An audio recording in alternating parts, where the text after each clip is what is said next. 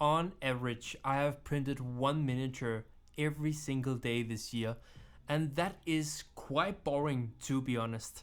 So I'm trying to do some experiments here, try some new settings there, and yesterday I tried ironing, and I really tried to make some tests with ironing, because what ironing tries to do is it takes a already finished layer and then it just tries to heat the layer and try to make the surface more smooth and have a more even finish. And that is exactly what we want with miniatures.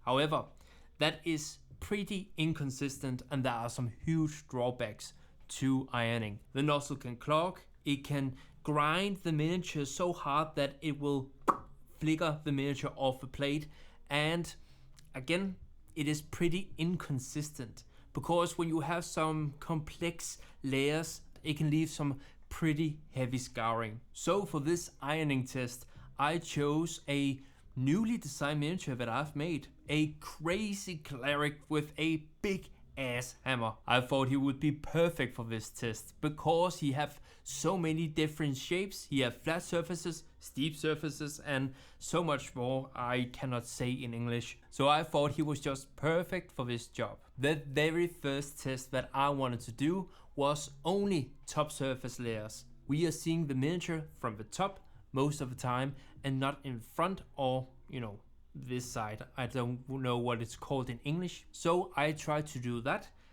but it only added 1 extra minute to the print. It didn't really do anything. And as you can see in the slicer, it only changed the base and some rocks on the miniature. I want to be kind on myself and I really like you, but I did not print the miniature because it would be a waste of time. However, I made the second test, and that is all layer surfaces. When there is a outer wall, there will be ironing. So I did that, and with ironing turned off, the print is 1 hour and 30 minutes. But with all surface layers is turned on and nothing else is changed, then the print time became 1 hour and 40 minutes, which is a 37% increase in print time. So therefore I expect like 5 to 10% quality increase. However, as you can see, the bubbles at the fingers are really ugly and there are some scarring. So ironing actually destroyed the miniature. So I thought the next test I should change the settings. I've tried a lot of testing and all that, and I had a small idea. I'm also hard on myself to put a lot of pressure for me to know as much as possible and be seen like an expert. So I just tried it with the best things that I could do, and here are the results.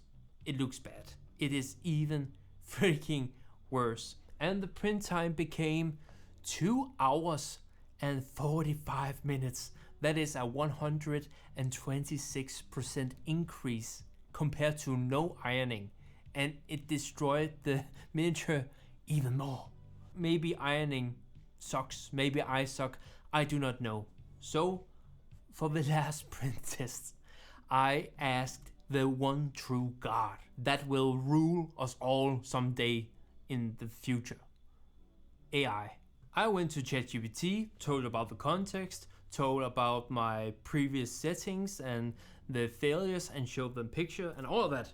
And then it came with its own settings.